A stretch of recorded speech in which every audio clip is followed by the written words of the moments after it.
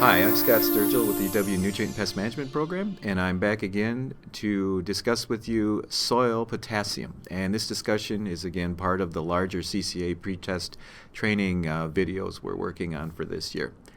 Potassium, as you know, is the third of the big three nutrients that we're concerned about.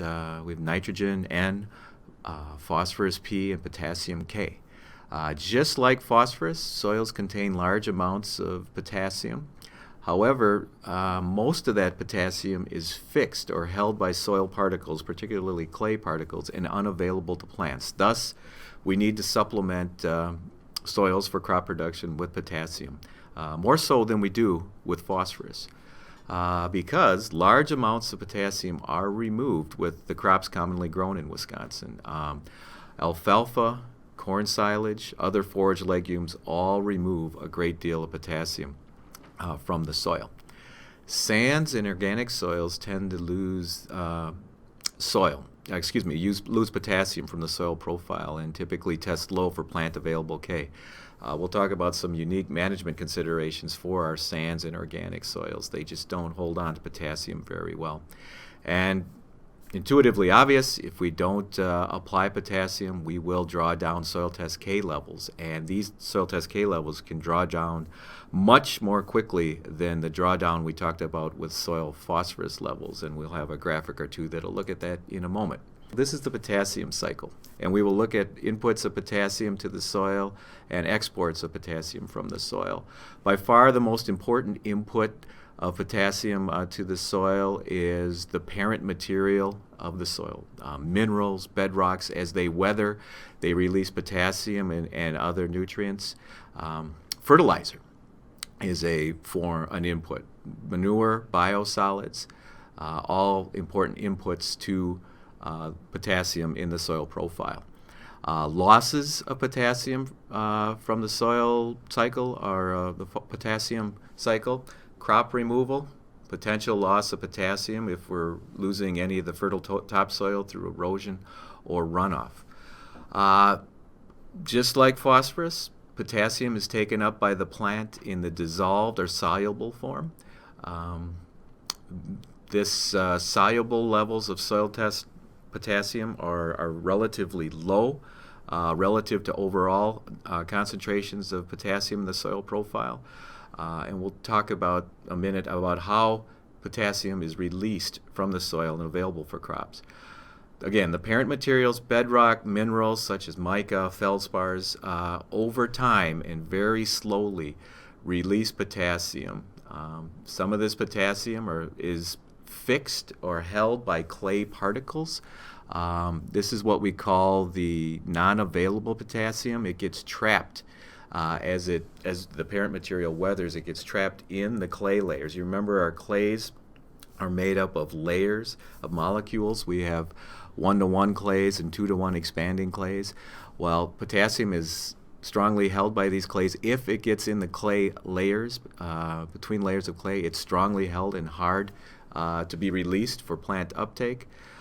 Over time, some of this potassium is released. We have what we like to call the non-exchangeable potassium and the exchangeable potassium. Potassium that is in equilibrium with the soil solution is the exchangeable potassium. Here, soluble potassium is either taken up by the plant or can be immobilized by the soil itself. Specifically, when I say immobilized, it can be bound to clay particles. This potassium is exchangeable or available to come into solution and be available to plants because this potassium is held on the outside of clay particles rather than inside clay particles. Think about cation exchange capacity. Cation exchange capacity is the ability of soil particles, organic matter particles, to hold on to cations. And this is what's going on here with the exchangeable potassium. So there's an equilibrium here between plant available or dissolved potassium in the soil solution with the exchangeable potassium, which is held on the exchange sites of certain clay minerals and other soil particles. And this equilibrium is also going this way in terms of the fixed or unavailable or very slowly available potassium from the soil itself. Again, the release of potassium from parent material to fixed clays to available clays is very slow, and we can't rely on that to supply potassium at levels to meet the agronomic needs or the nutritional needs of the crops we intend to grow.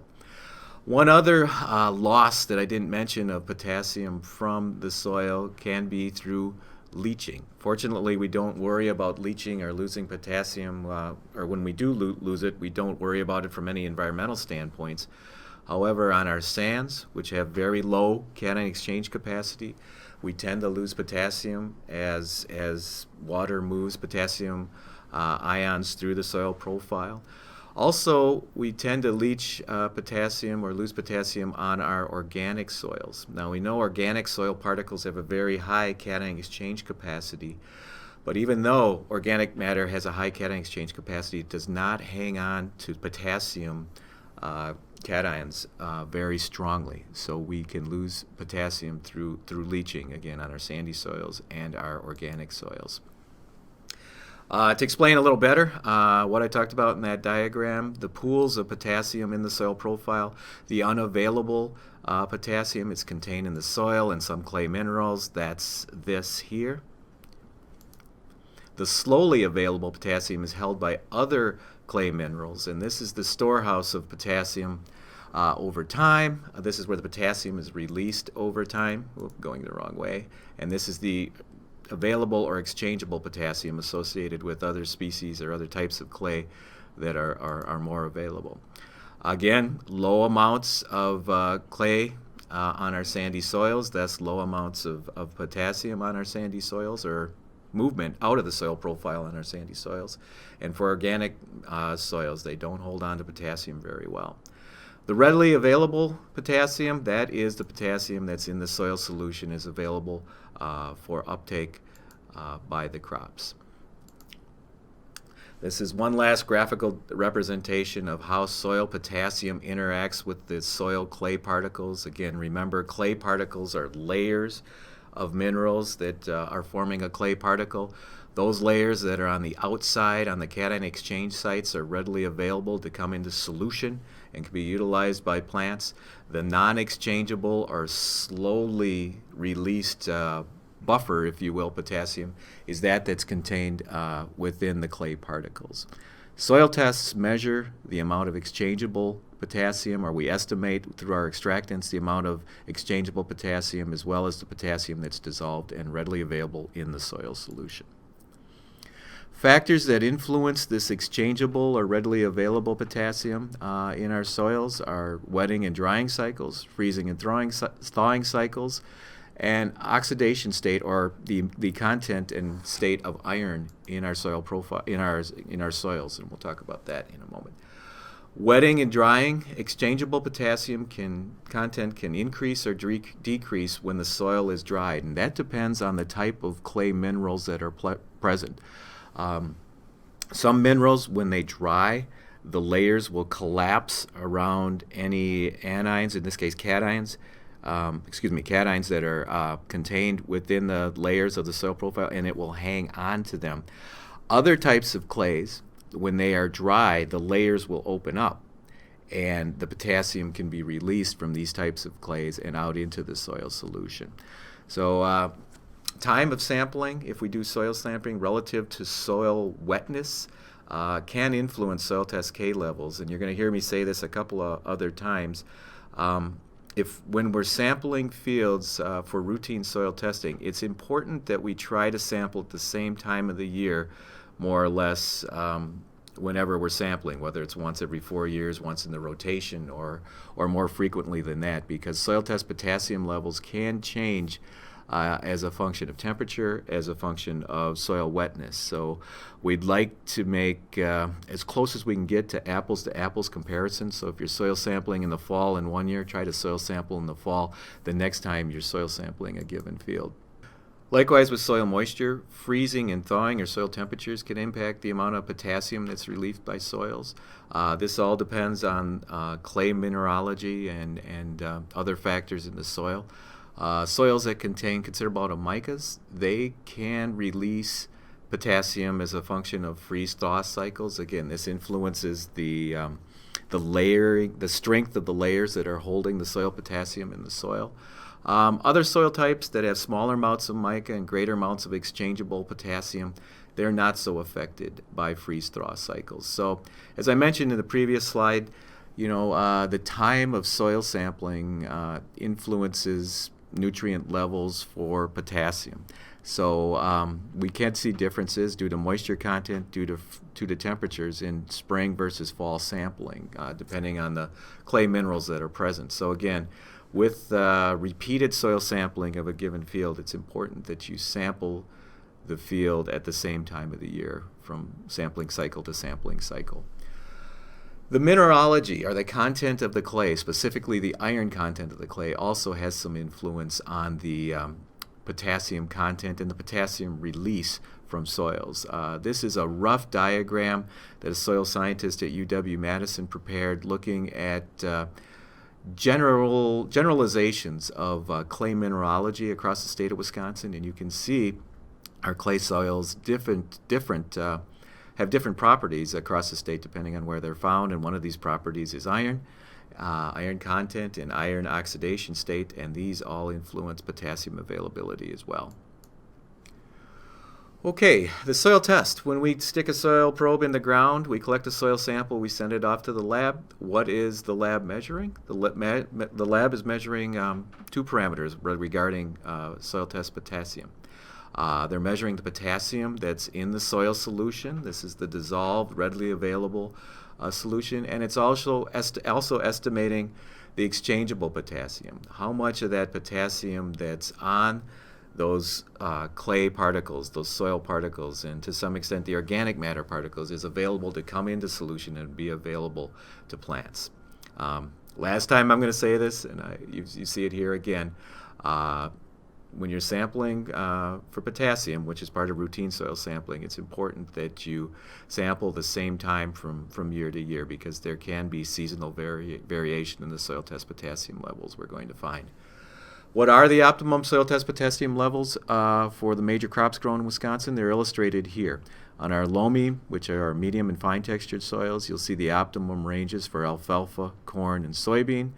They range from 100 to 140 parts per million soil test potassium. Our non-responsive levels for alfalfa are greater than 240 parts per million potassium, 190 for corn and for soybeans. Here's an example of what the potassium recommendations are for alfalfa. I showed you a similar table for phosphorus recommendations for corn. You can see that the amount of potassium we need to apply is a function of the soil test level. The higher the soil test level for potassium, the less fertilizer we need to apply. The higher the yield goal for the given crop, be it alfalfa, be it corn, the more potassium we're going to have to apply. Again, these recommendations can be found in detail in UW Extension publication A2809, our soil test recommendation publication. Environmental factors that affect potassium availability to plants, soil moisture influences that. When we are going through dry soil conditions, we have little or low soil moisture, there is less diffusion of soluble potassium to the roots. Diffusion is the major form of uptake of potassium into plants, so dry soil conditions lead to reduced potassium uptake. If we increase soil moisture from 10% to 28%, for example, you can see an increase in potassium transport in the soil solution to the roots by up to 175%. Now, too much moisture, on the other hand, can result in restricted root growth, low oxygen, and slow potassium absorption by the roots. So, saturated soils, cold soils are something that's going to inhibit potassium uptake by plants. I already mentioned the impact of soil temperature. Here's a slide that just reiterates what I said. Low soil temperatures will restrict plant growth, root growth, and the uptake of potassium. If we have high potassium levels in the soil, it will increase potassium uptake at these low soil temperatures. So this is one of the reasons we see positive responses to starter fertilizer or banded fertilizer. The plant roots are slowly expanding. If they can get to that band of concentrated phosphorus and potassium, the plant will respond positively. Soil pH, we want to keep our pH in optimum levels for crop production. At low pH or acidic soils, the potassium has more competition for cation exchange sites, thus less of it's available and held by the soil. When soils are limed, greater amount of potassium can be held on the cation exchange sites, and potassium leaching will be reduced. As I mentioned earlier when we were talking about the potassium cycle, potassium leaching can occur on our coarse textured sandy soils and our mucky soils, particularly our organic soils if they're irrigated. Large fall applications of potassium to sandy soils or organic soils are discouraged. It's not a good idea to apply these in the fall, just like nitrogen, because chances are we're going to leach or move that potassium through the soil profile and out of the root zone, and it won't be there in the spring when the crops need it. Particularly on our sandy soils and our organic soils, annual maintenance of or manual applications of potassium is important. We need to monitor our soil test potassium levels a little more closely and perhaps a little more often on our sandy and organic soils regarding potassium on these soils. I'd like to talk a little bit about some potassium management considerations that we have to worry about in Wisconsin. Many of our soils are potassium deficient, and this trend is getting worse in the state of Wisconsin. You'll see some data in just a few minutes looking at the decrease in average soil test potassium levels over time in the state of Wisconsin. This is due to a couple of concerns. The most important is probably economics, and I'll elaborate later, but also any fields where we have alfalfa or corn silage in the rotation are prone to utilizing a lot of soil potassium, and these fields should be monitored closely to make sure we don't drop our soil potassium levels below optimum ranges for crop production. Potassium should be monitored in reduced or conservation tillage systems. Switching to these systems can cause some soil compaction. Soil compaction and other factors can lead to a lower availability of potassium in the soil, so we need to keep a handle on it there. Top dressing is important to our forage needs, our alfalfa and other forage legumes. Applying supplemental potassium during the growing season, typically after the first and third cutting, to optimize our alfalfa yields and to maintain forage quality are important. One other concern too, we do have to be a little bit aware of excessive levels of potassium in our soils, translating to excessive levels of potassium in our forages. If we have such a situation, folks that work in the dairy nutrition side are keenly aware of the problems that excess potassium in the diet can cause, things like milk fever and other concerns with cattle. So if we're dealing with excessively high soil test potassium, we likely are going to have high levels of potassium in the forages we're harvesting, and we'll need to be aware of that when we're looking at the diet we're feeding to our dairy cattle in Wisconsin. This is a chart similar to the phosphorus chart you looked at, which shows the average soil test potassium levels in Wisconsin over a 50-year period from the mid-60s to 2009. The bar, you can see a steady increase, but this is what I'm worried about here, which I talked about in the previous slide, the decrease we're seeing in soil test potassium levels in the last couple of sampling periods. When I showed this diagram for phosphorus, we had this bar here going across, which was the excessively high range for most of our crops, our commonly grown crops in Wisconsin. Well, with potassium, this isn't our excessively high range. This is our optimum range. And you can see potassium levels are, in that optimum range, but certainly aren't excessively high as we see in the soil test phosphorus category. And again, we're worried about this decline in soil test potassium values. The rise and the buildup of soil test potassium levels in terms of county averages across the state, county average soil test potassium levels are illustrated here in this graphic showing data from 1974 to 2009.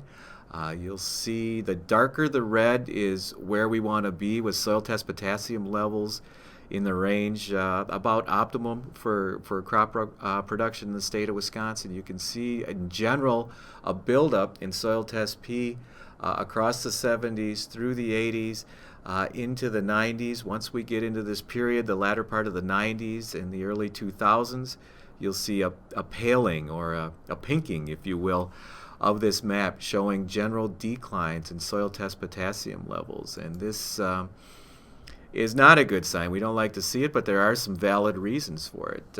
Those of you that were out there in the industry in the latter part of the last decade remember what happened to energy prices, gas prices, and fertilizers in 2007, 2008, 2009. All those commodities went up, energy-related commodities, and so did the cost of fertilizer. Potassium fertilizers really spiked, in some cases doubled or beyond what their previous prices were. As a result, K applications were limited on farms because of the lack of affordability of potassium. We're growing more corn silage today than in the past with the expansion of the dairy industry in the state of Wisconsin. More corn is being harvested for silage than in the past, and when we harvest corn silage, we're removing significantly more potassium than we would if we were just harvesting corn grain. There's also a concept I've heard a few people talk about out there, is that folks feel that since potassium is derived from soil bedrock, soil minerals, soil clay, that the soil will replenish itself in time, that the subsoil can supply potassium. And it can, but it can't supply enough to a crop to give us an agronomic or a profitable yield. So in terms of growing agronomic crops, the soil potassium will not replenish itself, or will not replenish itself enough to allow us to achieve our optimum yields for crop production. If you saw the soil phosphorus discussion that I talked about, how long it takes to build up soil test phosphorus levels and how long it takes to draw them down, the story is just the opposite with potassium. We talked about a buffering capacity. Buffering capacity is a soil property, and it's the amount of fertilizer that's required to change a soil test value by 1 parts per million. For phosphorus, we needed to apply 18 pounds of P2O5 to result in a 1 part per million change in soil test phosphorus. For potassium, the buffering capacity is significantly lower. Only 6 to 7 pounds of K2O will result in a 1 part per million change in soil test P. Therefore, significantly less time is required to lower or raise soil test K levels compared to phosphorus. Also, the demand of our crops, particularly our forage legumes and corn silage, are greater for potassium than they are for phosphorus. So we're going to draw down potassium levels quicker in the rotation than we are in phosphorus. This is that same example we did for phosphorus, only this time we're substituting potassium. Let's say we start out at the beginning of this 2 years corn, 1 year oat, 3 year hay rotation with an excessively high level of soil test potassium of 200 parts per million. If we don't apply any supplemental potassium, we look at crop removal over the rotation. We look at the change in soil test P by subtracting that removal of K2O, subtracted by the buffering capacity, results in 145 part per million potassium change. So 200 minus that 145 part per million gives us a 55 parts per million soil test potassium value after the 6-year rotation. So unlike phosphorus, where we went from excessively high and stayed at excessively high after the 6-year rotation, with potassium we started at excessively high, and after 6 years of this rotation and no supplemental potassium, we drew our soil test levels down to the very low category. So soil test potassium levels change very quickly. Soil test phosphorus levels change very slowly. And again, here we're looking at crop removal of various crops grown in the state of Wisconsin, and you can see relative to potassium, the large removal rates are associated with alfalfa and corn silage. You can see the degrees here of potassium removal relative to corn grain, soybean, and wheat. Potassium deficiency. We'll wrap up here with our discussion of potassium deficiency on how to use your eyes as a diagnostic tool for identifying potassium deficiency. Potassium deficiency is a pretty easy deficiency to identify out in the field, and if you're going to be a CCA worth your salt, you're going to have to be able to identify this right away. The classic potassium deficiency symptoms in corn are a yellowing or a chlorosis of the leaf margins, starting at the tip and going down the leaf margins and beginning at the older plants, the bottom plants of a corn plant. Potassium is a mobile nutrient in the plant, meaning that when the plant is stressed for potassium, it will feed off the older leaves and shoot the potassium to the new growth. So if your crops are deficient in potassium, you're going to see it on the older, the lower leaves.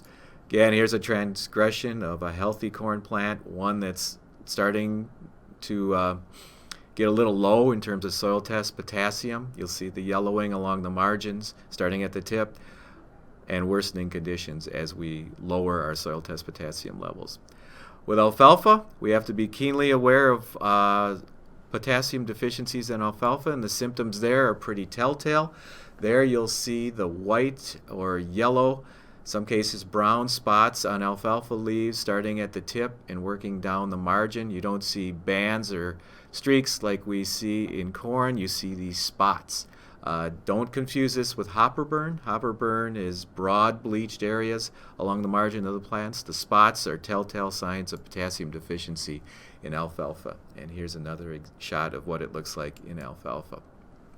Potassium, same bit. Chlorosis, yellowing, browning of the leaves, the older leaves first, starting at the tip and progressing down the margin of the soybean plant. And here is another photograph of potassium deficient soybeans in the field. You'll notice the chlorosis starting at the tip, going down the leaf margins, and the older or lower leaves are being affected by the potassium deficiency prior to the new leaves on the plant. So with that wraps up my discussion of potassium in soils. I thank you very much for your time and attention.